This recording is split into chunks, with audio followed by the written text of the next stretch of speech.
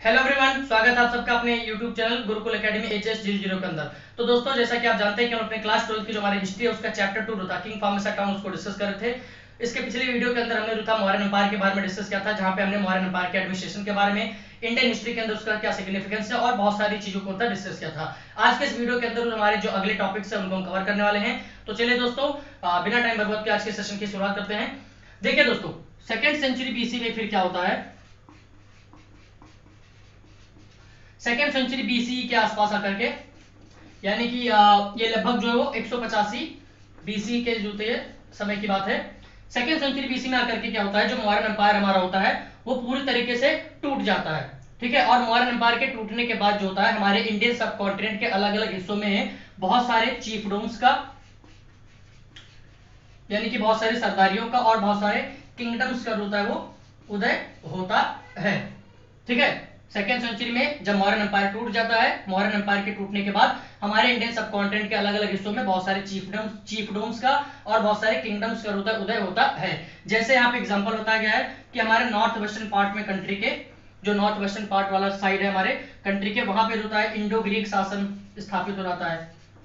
Indo Greek जो rulers होते हैं, जो शासक होते हैं, उनका शासन होता है स्थापित हो जाता है। उसी तरीके से सेंट्रल इंडिया वाला जो पार्ट है, ठीक है, जो दक्कन के आसपास वाला एरिया है ना, वहां पे जो होता है सतवाहन शासकों का होता है वो उदय होता है, सतवाहंस का। ठीक है, सतवाहंस, इनका शासन काल जो था सेकेंड सेंचुरी बीसी से लेकर के सेकेंड सेंचुरी सी तक का होता है, इनका शासनकाल चला था। उसी तरीके से साउथ इंडिया के अंदर जो तमिलकम रीजन है, ठीक है, तमिलकम, ठीक है, ये तमिलकम जो रीजन है ये बेसिकली आज का जो तमिलनाडु है, पूरा तमिलनाडु का पार्ट और आंध्र प्रदेश का और केरला का कुछ पार्ट जो था, तमिलनाडु का पूरा पार्ट और आंध्र प्रदेश और केरला का कुछ पार्ट जो था मिला करके तमिलकम का रीजन जो था बना हुआ था। ठीक है, इस तमिलकम रीजन में जो था बहुत सारे चीफडोम्स जो थे उनका उदय हुआ था, जैसे कि चोल का उदय हुआ था, चेर का उदय हुआ था। ठीक है, आपने सुना होगा इन सबका नाम। पांड्य का जो था उदय हुआ था, पांड्य का उदय हुआ था। ठीक है, तो ये सारे ऐसे चीफडोम और किंगडम थे जिनका उदय सेकेंड सेंचुरी बीसी के बाद जो था हमारे इंडियन सब कॉन्टिनेंट के अलग अलग हिस्सों में हुआ था। वैसे तो इन सारे चीफडोम्स के बारे में, इन सारे किंगडम्स के बारे में हमको जानने के लिए जो सोर्सेस है वो बहुत सारे हैं, लेकिन जो मेजर सोर्सेस हैं जिसके बिहाफ पे या फिर जिसके जरिए इन सारे चीफडोम या फिर किंगडम्स के बारे में हमको पता चला है, वो एक्चुअली में जो साउथ इंडिया का जो तमिल संगम टेक्स्ट है वहां से होता है। इस तमिल संगम टेक्स्ट से, जो कि साउथ इंडिया का एक बहुत ही इंपॉर्टेंट टेक्स्ट है, इससे जो होता है हमको इन सारे चीफडोम्स के बारे में, इन सारे किंगडम्स के बारे में बहुत सारी बातें जो होते हैं जानने को मिली है। ठीक है, इस टेक्स्ट में जो होता है बताया गया है कि कैसे जो चीफ होते थे, ठीक है, जो इन सारे सरदारियों के ऊपर होता राज करते थे, वो उनका नेचर होता कैसे होता था, उनका फंक्शन क्या होता था, उनकी ड्यूटी क्या होती थी। ठीक है, वो कैसे रिसोर्सेज को एक्वायर करते थे, रिसोर्सेज को अपने जो अपनी प्रजा होती थी उसमें कैसे डिस्ट्रीब्यूट करते थे, ये सारी बातें होते हैं हमको इस तमिल संगम टेक्स्ट के बारे में होता है, इस तमिल संगम टेक्स्ट से पता चली है। दोस्तों, ये जितने भी चीफडोम थे और जितने भी किंगडम थे जिनका सेकेंड सेंचुरी बीसी के बाद उदय हुआ, ये सब जो थे अपने नेचर में काफी ज्यादा स्टेबल थे और काफी ज्यादा प्रॉस्परस भी जो तो होते थे। ठीक है, काफी ज्यादा स्टेबल थे और काफी ज्यादा जो थे प्रॉस्परस थे। इसके साथ साथ दोस्तों होता है यहाँ पे एक बात और बताई गई है कि यहाँ पर राज करने वाले जितने भी लोग होते थे, ठीक है, जैसे जो चीफ यहाँ पे राज करता था, जो राजा यहाँ पे जो राज करते थे, उन सबकी जो मेजर इनकम होती थी वो एक्चुअली रेवेन्यू से आती थी, रेवेन्यू से आती थी लॉन्ग डिस्टेंस ट्रेड के ऊपर। मतलब कि उस समय जो भी दूर दराज के इलाकों से व्यापार होता था उस पे ये लोग जो थे कर लगा करके बहुत सारे पैसे जो थे वसूलते थे। ठीक है, जो टैक्स लगा करके इस लॉन्ग डिस्टेंस ट्रेड के ऊपर जो ये लोग टैक्स लगाते थे उससे जो पैसा आता था वही इनका मेजर सोर्स जो था वो इनकम का होता था। आई होप आपको ये सारी की सारी बातें जो अच्छे से सुनना आ गई होंगी। अगर आपको कोई भी इनमें जो प्रॉब्लम हो तो मुझे कमेंट बॉक्स के अंदर जरूर बताइए, मैं उसको तुरंत सॉल्व कर दूंगा। बढ़ते हैं अपने नेक्स्ट टॉपिक की तरफ। दोस्तों, हमारा ठीक है जो नेक्स्ट टॉपिक है वो काफी ज्यादा जो है इंपॉर्टेंट है। और ठीक है, नेक्स्ट टॉपिक हमारा दोस्तों जो है बेसिकली वो तो हमारा है डिवाइन किंग का। डिवाइन किंग जो होता है हमारा वो नेक्स्ट टॉपिक है। वो कहाँ चला गया, इरेजर इरेजर इरेजर इरेजर,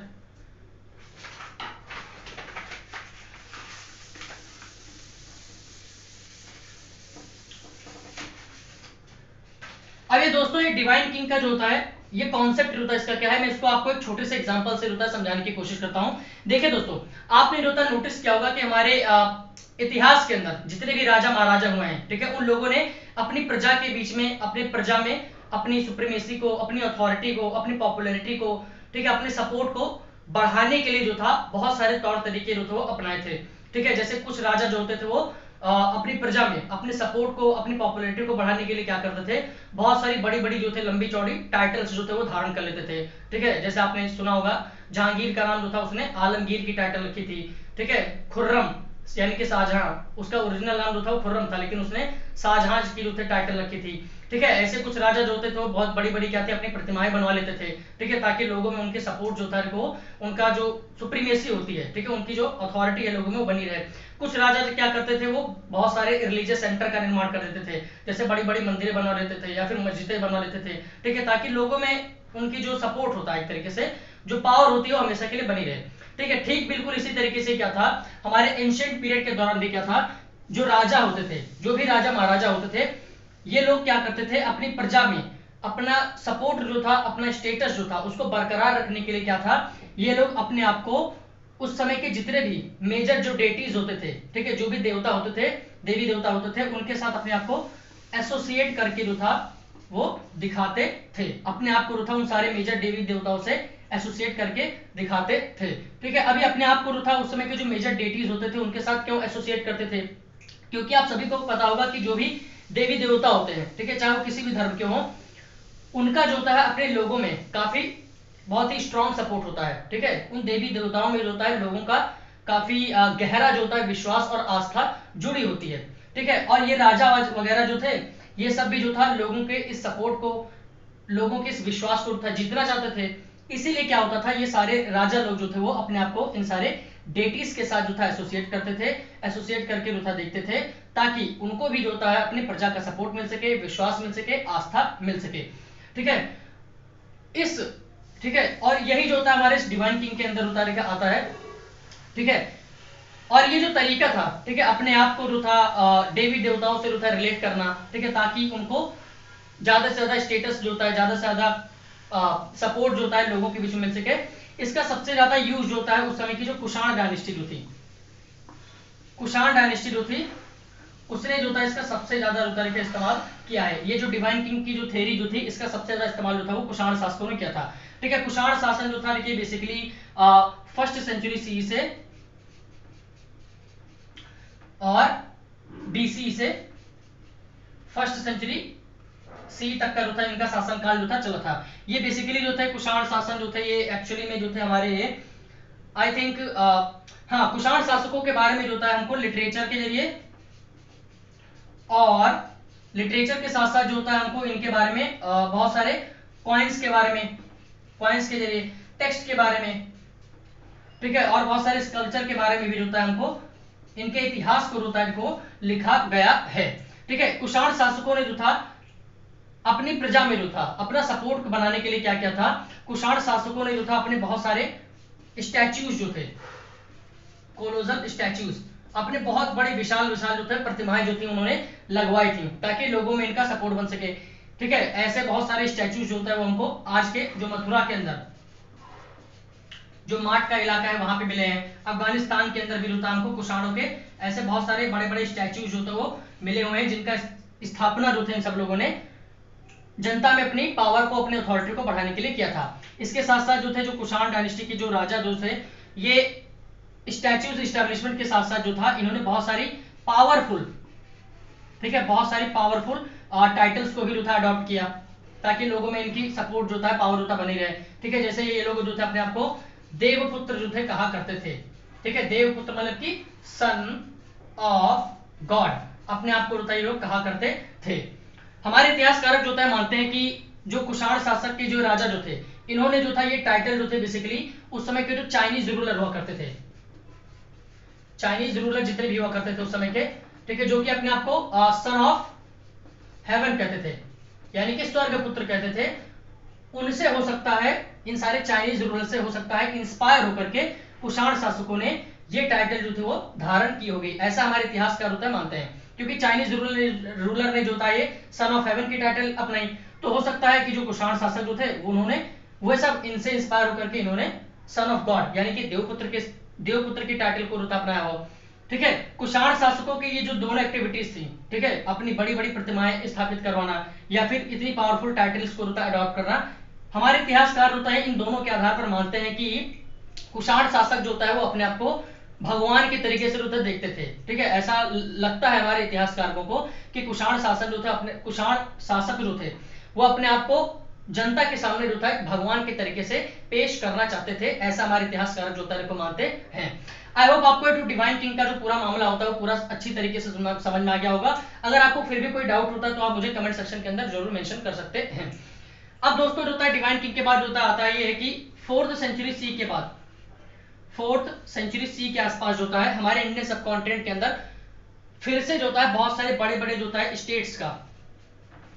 बहुत से बड़े बड़े राज्यों का होता है फिर से 4th सेंचुरी सी के अंदर उदय होता है, जिसमें जो था गुप्त साम्राज्य जो था, गुप्त स्टेट जो था वो सबसे ज्यादा जो था मुख्य होता था। अब ये 4th सेंचुरी सी के आसपास जितने भी स्टेट जो थे जिनका उदय हुआ था, ये अधिकतर स्टेट जो थे वो सामंत सिस्टम के ऊपर थे बेस्ड थे। ठीक है, सामंतस के ऊपर जो था वो बेस्ड थे। ठीक है, ये सामंतस जो था बेसिकली कौन होता था, ये सामंतस जो था बेसिकली एक ऐसा व्यक्ति होता था जो कि इन सारे जो स्टेट्स होते थे इनके अंदर जो भी रिसोर्सेस होते थे जैसे लैंड वगैरह हो गया, उन सबके ऊपर क्या था, कंट्रोल जो था वो रखता था ये सामंत व्यक्ति। ठीक है, देखो मैं आपको पूरी बातें जो तो बताता हूं कि 4th सेंचुरी सी के आसपास जितने भी राज्य जो थे उदय हुए, इनके अंदर जितने भी राजा जो थे जो इन सारे राज्यों के ऊपर राज करते थे, वही लोग क्या करते थे, एक व्यक्ति को चुनते थे जिसका नाम जो था सामंत होता था। उस व्यक्ति को क्या करते थे ये लोग, राजा लोग अपने राज्य के अंदर जो भी जमीनें वगैरह होती थी वो इनको एलोकेट कर देते थे। ये लोग राजा से जमीनों को लेकर के क्या करते थे, जमीनें भाई इनको राजा लोग दे देते थे और ये लोग जो था राजा को बदले में उन सारे जमीनों से जो था टैक्स वगैरह कलेक्ट करके राजा को दे दिया करते थे। और उसके साथ साथ क्या था, जो सामंतस होते थे ये जरूरत पड़ने पर जो था राजा को मिलिट्री हेल्प भी जो था प्रोवाइड कर दिया करते थे। ठीक है, सैन्य सहायता भी जो था वो जरूरत पड़ने पर प्रदान किया करते थे। कभी कभी दोस्तों क्या होता था कि मान लीजिए अगर ये स्टेट का जो राजा जो है, ठीक है, वो बहुत ज्यादा कैसा हो, वीक हो, कमजोर हो, तो ऐसी परिस्थितियों के अंदर क्या था, जो ये सामंतस होते थे ये इन सारे राजा को था टेक ओवर करके खुद सामंतस से इन सारे स्टेट के राजा भी जो थे कभी कभी बन जाया करते थे। आई होप आपको ये जो सामंतस वाला जो पूरा मामला है वो समझ में आ गया होगा। ठीक है, अब हम यहाँ पे थोड़ा जो था गुप्त साम्राज्य के बारे में जो था डिस्कस कर लेते हैं, जो कि आपके लिए जानना जो था बहुत जरूरी है, क्योंकि अगर इस चैप्टर से 3 मार्क्स का कोई सबसे इंपॉर्टेंट क्वेश्चन जो है बनता है तो ये जो छोटा सा गुप्त का यहाँ पे टॉपिक दिया हुआ है वो जरूर आता है, उसकी पहली प्रायोरिटी होती आती है। देखिए गुप्त डायनेस्टी के बारे में जो था यहाँ पे हमारे बताया गया है। ठीक है, वैसे अगर हम बात करें तो गुप्त डायनेस्टी जो थी वो 319 सी से लेकर के 540 सी तक जो थी वो चली थी। ठीक है, आपके लिए जो था एक सवाल है ठीक है कि गुप्त डायनेस्टी की जो थी स्थापना आखिरकार किसने की थी, कमेंट बॉक्स के अंदर तो मुझे बताइए। ठीक है दोस्तों, आपको कहीं कहीं पे ये डेट है ये आपको कहीं पे 320 भी होता है देखने को मिल सकता है। ठीक है, सो प्लीज आप घबराइएगा मत। गुप्त डायनेस्टी का, ठीक है, जो गुप्ता एम्पायर जो था इसको हमारे इतिहास के अंदर होता है एक गोल्डन पीरियड के नाम से होता है जानता है। ठीक है, गोल्डन एज के होता है नाम से जानते हैं। ठीक है, जो पूरा गुप्त काल का शासनकाल था उसको हम गोल्डन एज के नाम से जानते हैं, क्योंकि गुप्त काल के शासनकाल के दौरान जो था हमारा भारत जो था वो बहुत ज्यादा जो था अमीर था। ठीक है, सोने की चिड़िया जो था वो बेसिकली इसी के टाइम पे था हमारा भारत। ठीक है, इसीलिए की वजह से क्या होता है, गुप्त एम्पायर का जो पूरा शासनकाल था उसको गोल्डन एज के नाम से होता है जानते हैं। इस गुप्त एम्पायर के बारे में हमारे जो इतिहासकारक होते हैं उनको जानकारियां जो होती है वो लिटरेचर के जरिए, जो भी टेक्स्ट गुप्त काल के दौरान लिखे गए उनके माध्यम से, इनके कॉइन्स के माध्यम से, इनके जो इंस्क्रिप्शन जो लिखे गए थे जिसमें बेसिकली हमारी जो प्रशस्तिज होती हैं, इन सभी माध्यमों के जरिए गुप्त एम्पायर के बारे में जानकारियां जो थी हमारे इतिहासकारों ने वो इकट्ठी की हैं। यहाँ पे जो था मैं आपको जो बताना चाहता हूँ प्रशस्ति से रिलेटेड है, क्योंकि अगर 3 मार्क्स में होता है इस चैप्टर से कोई पहला क्वेश्चन जो बनता है तो ये प्रशस्ति का होता बनता है। देखिए ये प्रशस्ति जो होता है बेसिकली होते क्या है, ये प्रशस्ति जो तो दोस्तों जो होता है ये बेसिकली एक तरीके के इंस्क्रिप्शन होते हैं, एक तरीके के ये भी अभिलेख होते हैं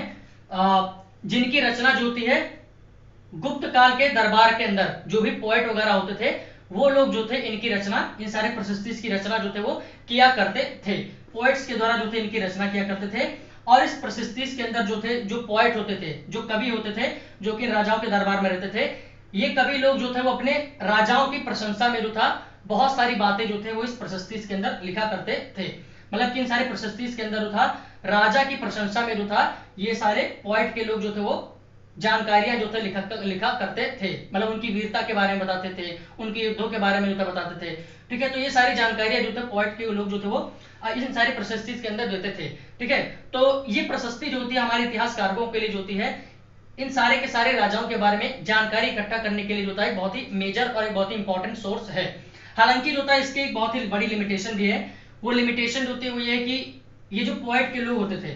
ठीक है, जो कवि लोग होते थे, ये कभी कभी क्या करते थे, ठीक है, अधिकतर केसेस में अपने राजा के बारे में बहुत ही चीजें बढ़ा चढ़ा करके बताते थे। ठीक है, वो है एक, लेकिन बताते जो थे 10 थे।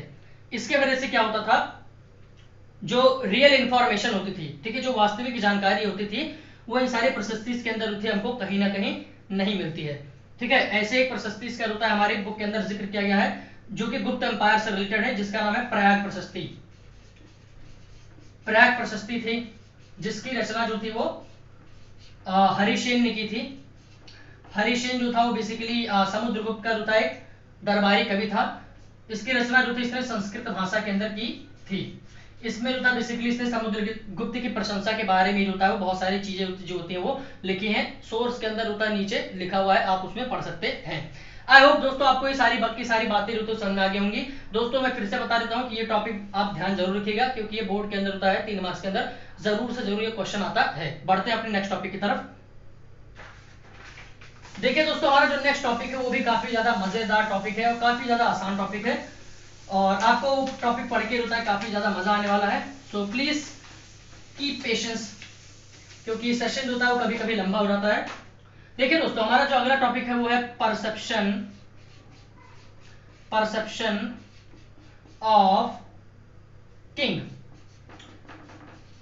इसमें बेसिकली जो था हमको ये देखना है कि उस समय की जो आम जनता होती थी, ठीक है, जो आम प्रजा होती थी, वो राजा के बारे में जो थी क्या सोचती थी। ठीक है, राजा के प्रति उनके मन में क्या धारणा थी, या फिर हम कह सकते हैं राजा की क्या इमेज जो थी वो अपने आम प्रजा के अंदर होती थी, उसके बारे में जो था हमको डिस्कस करना है इस टॉपिक के अंदर। देखिए दोस्तों आम प्रजा जो होती थी वो अपने राजा के बारे में क्या सोचती थी, इस चीज को बताने के लिए जो होता है हमारे इतिहासकारों के पास होता है कोई भी डायरेक्ट सोर्स होता नहीं है। ठीक है, मतलब कहने का मेरा ये है कि हमारे पास होता है ऐसे कोई भी टेक्स्ट या फिर ऐसे कोई भी इंस्क्रिप्शन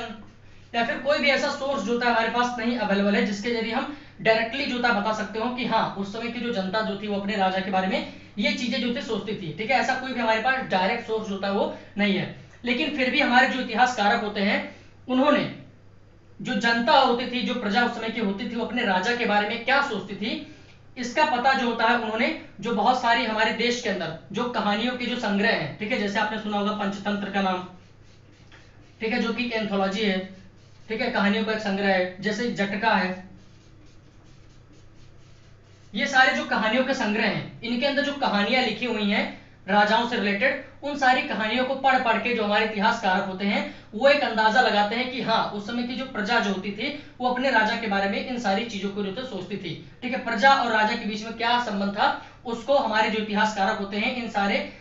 कहानियों के संग्रह के अंदर, इन सारे एंथोलॉजीज के अंदर जो कहानियां लिखी हुई हैं उसको एनालाइज करके हमारे इतिहासकार जो बताते हैं। ठीक है, अगर आप पंचतंत्र की बात करें तो आपको पता ही होगा इसकी रचना जो थी वो विष्णु शर्मा ने जो थी की थी। विष्णु शर्मा ने आपके लिए एक सवाल है कि बताइए कि पंचतंत्र की रचना जो थी वो किस भाषा में और कब विष्णु शर्मा ने जो थी की थी। उसी तरीके से जो जटका जो है इसकी रचना जो थी वो एक्चुअली में पाली भाषा में 500 सी के अराउंड जो थी वो की गई थी। आई होप आपको ये जो पूरा का पूरा मैटर है वो समझ में आ गया होगा। ठीक है, देखिए दोस्तों प्रजा जो थी वो राजा के बारे में जो थी एक्चुअली क्या सोचती थी, इसका एक चित्रण जो होता है हमको वो इस जटका के अंदर एक स्टोरी है जिसका नाम है गंध तिंदु जटका। उसमें जो था हमको एक राजा और प्रजा के बीच में कैसा संबंध था इसका एक झलक जो है हमको जटका के इस स्टोरी के अंदर गंध तिंदु जटका के अंदर होता देखने को मिलता है। इस कहानी के अंदर जो राजा जो है उसको एक बहुत ही क्रूअल और एक बहुत ही विक्ड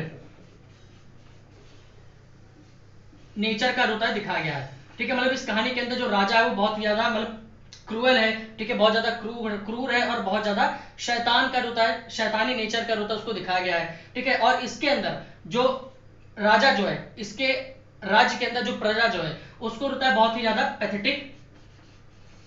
और बहुत ही पोलाइटफुल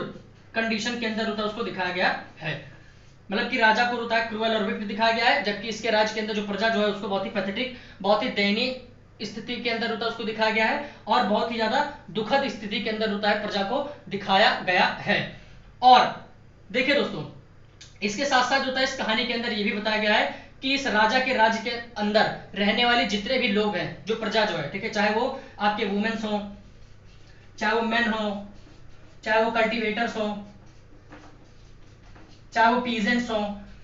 ठीक है, यहां तक कि जो इंसान थे, छोटे छोटे बच्चे जो हैं, वह सब के सब जो होते हैं अपने सफरिंग्स का, अपनी जो प्रॉब्लम्स हैं, जो प्रॉब्लम फेस कर रहे हैं, उन सभी का प्रॉब्लम का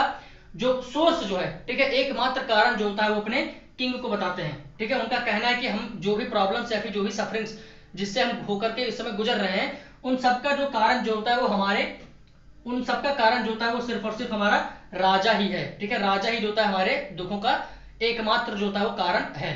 ठीक है। ये जो होता है इस स्टोरी के अंदर होता है बताया गया है। इसके साथ साथ जो ये प्रजा जो है इसके अंदर, ठीक है, वो एक तरीके से कंप्लेन भी करती है कि उसकी प्रॉब्लम जो होती है मेजर ये है कि दिन के समय में क्या होता है, ठीक है, ये प्रजा जो होती है कंप्लेन करती है कि दिन के समय में उनको जो राजा के जो टैक्स कलेक्टर हैं, जो टैक्स वसूलने वाले हैं, दिन के समय में वो उनको नहीं जीने देते हैं, और रात के समय में जो रॉबर्स हैं, ठीक है, जो लुटेरे हैं, रात के समय में वो इस आम प्रजा को होता नहीं जीने देते हैं। मतलब कि दिन के समय में ये लूटते हैं, रात के समय में आम जनता को रॉबर्स लूटते हैं, ठीक है। तो और साथ ही साथ में दोस्तों यहाँ पे जो प्रजा जो है इसके दुख का जो एकमात्र कारण जो होता है वो एक्चुअली में है राजा के द्वारा हाई टैक्स, ठीक है, बहुत ज्यादा ऊंचा कर जो होता है, जो मांग है, ठीक है, जो राजा कर रहा है, वही जो होता है एकमात्र जो होता है इस प्रजा का दुख का एकमात्र कारण है। यहां पे दोस्तों होता है ये भी बताया गया है, ठीक है, कि ये जो कंडीशन है जो कि इतनी ज्यादा डिफिकल्ट कंडीशन है, कभी कभी क्या था, लोग जो थे इस कंडीशन से बचने के लिए क्या था, अपने गांव को छोड़ करके जो था फॉरेस्ट के अंदर जो था भाग जाया करते थे। ऐसा भी होता है इस कहानी के अंदर होता बताया गया है। और ऐसे ऐसे कुछ लोग और भी थे जो कि इस कंडीशन के अंदर तंग आकर के वो जंगल के अंदर नहीं गए, बल्कि उन्होंने क्या किया, अपने एग्रीकल्चर को और ज्यादा बढ़ावा देने के लिए क्या था, नए नए एग्रीकल्चर टेक्नोलॉजीज को अडॉप्ट किया, ठीक है। वो नए नए टेक्नोलॉजीज कौन कौन थे अभी उनको हम डिस्कस करेंगे, फिलहाल हम इस टॉपिक को रुता के डिस्कस करते हैं। तो आपने दोस्तों इस टॉपिक के इस पूरे कहानी को रुता पढ़ करके देखा होगा कि यहाँ पे साफ हमको रुता दिखाई देता है कि राजा के बीच में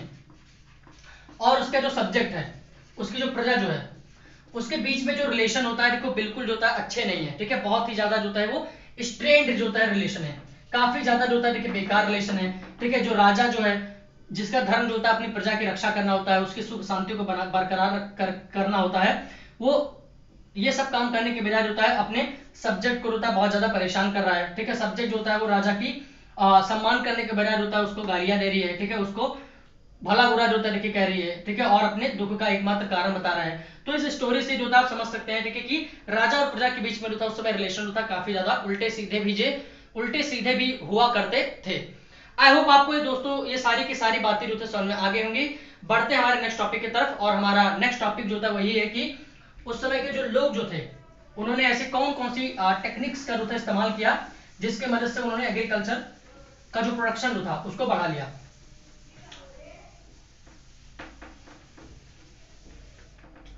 अब देखते हैं दोस्तों हमारे न्यू एग्रीकल्चरल टेक्निक्स। अगर दोस्तों हम नई नई एग्रीकल्चर टेक्निक्स की बात करें जिसको उस समय के ग्रामीण लोग जो थे उन्होंने इस्तेमाल किया था, तो उसका सबसे पहले जो था वो था प्लग का इस्तेमाल करना। सबसे पहले उन्होंने जो था वो हल का जो था इस्तेमाल करना शुरू किया। इस हल का इस्तेमाल करना जो था वो सबसे पहले गोदावरी और कावेरी जैसे इन दोनों नदियों का जो फर्टाइल प्लेन एरिया है, जो फर्टाइल प्लेन वाला जो इन दोनों रिवर का जो एरिया है, सबसे पहले वहां पे जो था प्लग का इस्तेमाल जो था वो कोई 6th सेंचुरी सी के आसपास जो था किया गया था। ठीक है, 6th सेंचुरी, ये सी है यहाँ पे या फिर बीसी है, इसको आप एक बार जो था कंफर्म कर लीजिएगा। जहां तक मेरे ख्याल से जो था देखिए बीसी है, पर फिर भी आप एक बार इस डेट को जो था जरूर देख लीजिएगा। सबसे पहले प्लग का जो था इस्तेमाल किया गया। हालांकि एक बात यहाँ पे ध्यान रखने की जरूरत जो है वो ये है कि प्लग का इस्तेमाल जो था वो पूरे देश के अंदर उस समय नहीं किया गया था। ठीक है, इस प्लग का इस्तेमाल जो था वो देश के कुछ ही हिस्सों तक जो था वो सीमित था। ठीक है, जैसे अगर हम जो था अपने कंट्री के जो नॉर्थ वेस्टर्न पार्ट के जो एरिया है, ठीक है, जो सेमी एरिड रीजन जो हमारा है, ठीक है, जितने भी हमारे सेमी एरिड वाले जो रीजन है, नॉर्थ वेस्टर्न पार्ट वाले, जैसे पंजाब हो गया आपका, जैसे आपका राजस्थान का जो एरिया हो गया, यहाँ सब पे क्या था उस समय प्लग का इस्तेमाल जो था बिल्कुल भी नहीं किया जाता था। इसके साथ साथ क्या था, जो लोग हिल एरियाज के अंदर उतर रहा करते थे, ठीक है, जो हिल एरियाज के अंदर रहा करते थे, जैसे कि नॉर्थ ईस्ट रीजन के अंदर, जो सेंट्रल इंडिया वाला जो पार्ट है, वहां पे जो बहुत सारे हिल बनी हुए हैं, उन सारे हिली एरियाज के अंदर जो लोग रहा करते थे, उन्होंने प्लग के स्थान पे जो था क्या था, हो एग्रीकल्चर का जो था इस्तेमाल किया। हो एग्रीकल्चर का मतलब कि इन्होंने खेतों की जुताई के लिए प्लग के इस्तेमाल की जगह पे हो यानी कि कुदाल का जो था इस्तेमाल किया था। अब जब जो खेतों को जोतने के लिए ये सारे नए नए इक्विपमेंट आ गए, तो उससे क्या हुआ, खेतों को जोतना आसान हो गया। खेतों को जोतना आसान हो गया तो जुताई बुआई वगैरह सब जो थी, सारा प्रोसेस जो था वो काफी ज्यादा आसान हो गया, जिससे एग्रीकल्चर प्रोडक्शन जो था वो काफी हद तक जो था वो बढ़ जाता है। दूसरा टेक्निक जो उन्होंने इस्तेमाल किया वो था ट्रांसप्लांटेशन टेक्निक इस्तेमाल किया। ठीक है, ट्रांसप्लांटेशन टेक्निक इस्तेमाल किया। ये ट्रांसप्लांटेशन टेक्निक जो था बेसिकली जो पैडी कल्टीवेशन होता था, ठीक है, जो चावल की खेती होती थी, उसको बढ़ाने के लिए जो था इन्होंने किया था। इस ट्रांसप्लांटेशन टेक्निक के अंदर बेसिकली होता क्या था कि यहाँ पे क्या होता था ट्रांसप्लांटेशन टेक्निक के अंदर, कि जो बीज होते थे, ठीक है, उनको जो था जो मेन खेत होता था, जो मेन फील्ड होती थी, वहां पे नहीं बोया जाता था डायरेक्टली। पहले लोग क्या करते थे, जो बीज होते थे उसको एक अलग एरिया के अंदर उधर बो देते थे। फिर यहाँ से जब छोटे छोटे इनमें से पौधे जो थे निकल आते थे, ठीक है, तो फिर ये लोग क्या करते थे, इन एरिया से उन छोटे छोटे पौधों को निकाल करके जो मेन फील्ड होती थी उसमें पानी भर करके बहुत सारा, और फिर इन छोटे छोटे पौधों को उठा करके यहाँ पे बो दिया करते थे इस ट्रांसप्लांटेशन टेक्निक के अंदर। इससे क्या था, पैडी का कल्टीवेशन जो था वो काफी अधिक मात्रा में जो था होता था। तीसरी जो टेक्निक इन्होंने जो इस्तेमाल की एग्रीकल्चर को बढ़ावा देने के लिए, वो एक्चुअली था हमारे इरिगेशन सिस्टम का इस्तेमाल करना।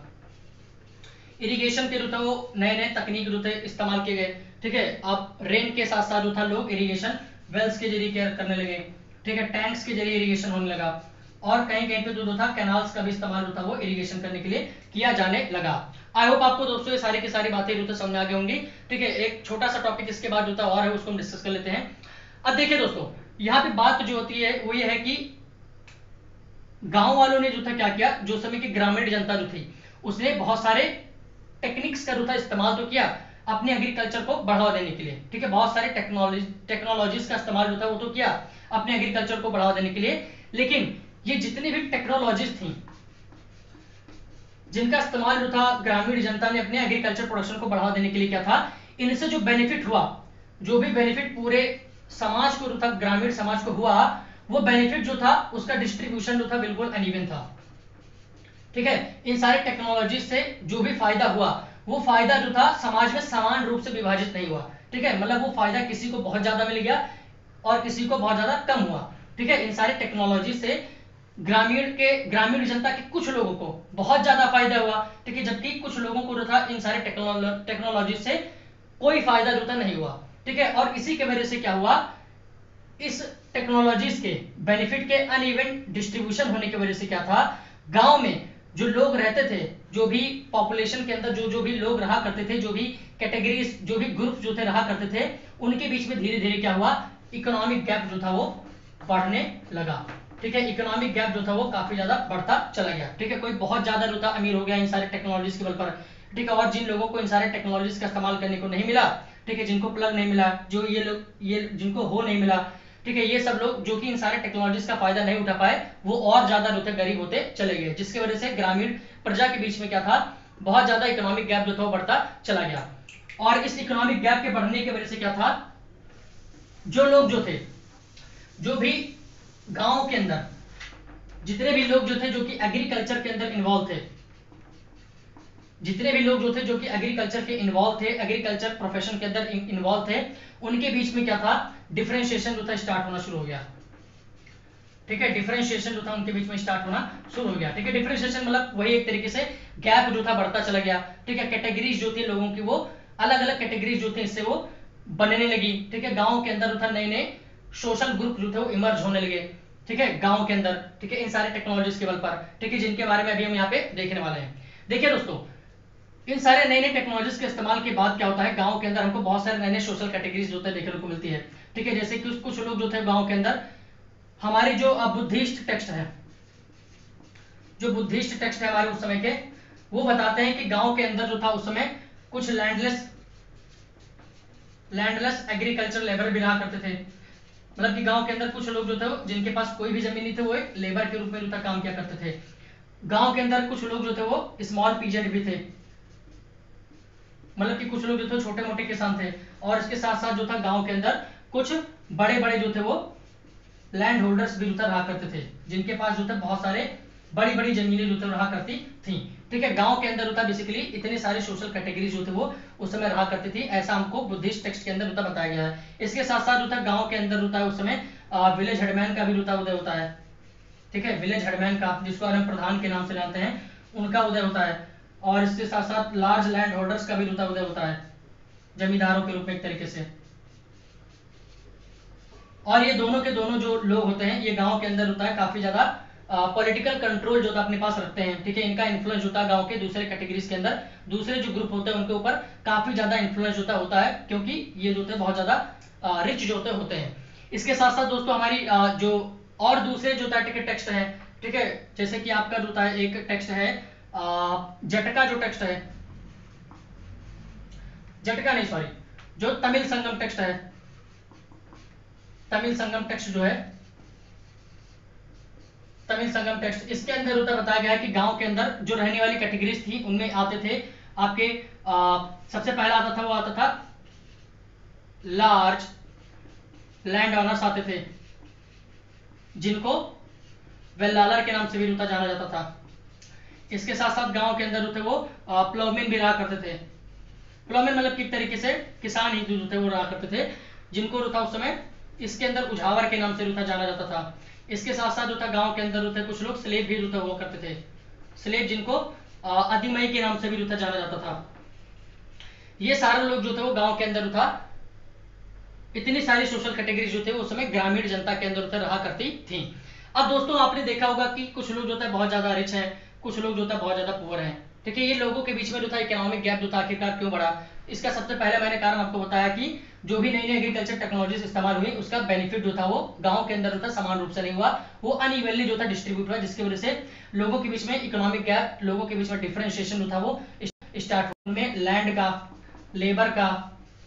ठीक है, इन सारी चीजों का भी जो डिस्ट्रीब्यूशन जो था बिल्कुल अनइवन था। ठीक है, किसी के पास बहुत ज्यादा लैंड थे, किसी के पास बहुत ज्यादा लेबर थे काम करने वाले, किसी के पास कुछ भी लैंड नहीं था, जैसे हमने यहाँ पे देखा। तो इन सारे कारणों की वजह से भी क्या था,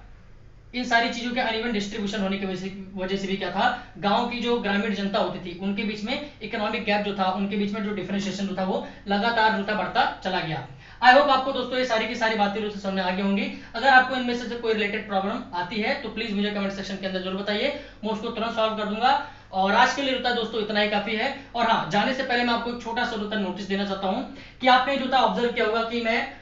वीडियोस जो था वो रेगुलरली जो था अपलोड नहीं कर पा रहा था, ना ही नोट्स जो था आपको रेगुलरली प्रोवाइड कर पा रहा था, क्योंकि जो थे मेरी कुछ पर्सनल प्रॉब्लम चल रही थी। अब वो प्रॉब्लम जो थे शॉर्ट आउट हो गई हैं और मैं आपसे प्रॉमिस करता हूं कि अब आपको होता है रेगुलर वीडियोस और आपको रेगुलर नोट्स भी होता है बाकायदा पॉलिटिकल साइंस के और हिस्ट्री के भी मैं बहुत जल्द प्रोवाइड करने वाला हूँ। काम जो होता है उसके ऊपर चल रहा है, लिखना बहुत ज्यादा पड़ता है, इसके वजह से थोड़ा टाइम होता लग जाता है। ठीक है, सो प्लीज